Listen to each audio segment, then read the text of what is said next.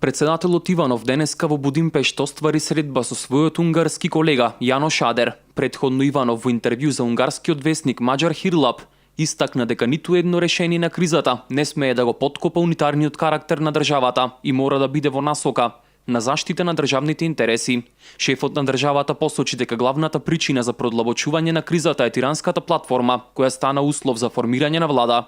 Според Иванов, можно решение за надминување на ситуацијата се нови предвремени парламентарни избори. Ургентно потребно е конститутивната седница на Собранието на Република Македонија да биде завршена, да се избере претседател и да можат активностите кои ги имаме како држава нормално да ги спроведуваме. Ние сега ни се блокирани и локалните избори, но веќе се ближи рокот кога завршува прогласената кризна состојба на јужната и северната граница поради илегалната миграција.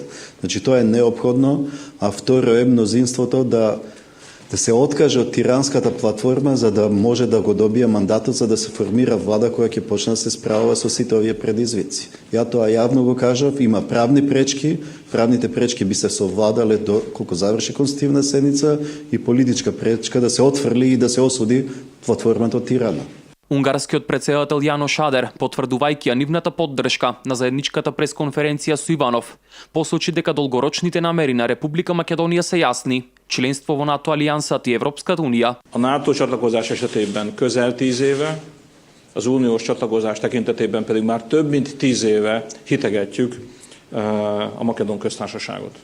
Во поглед на интеграцијата кон НАТО скоро 10 години им нудиме позитивни, но лажливи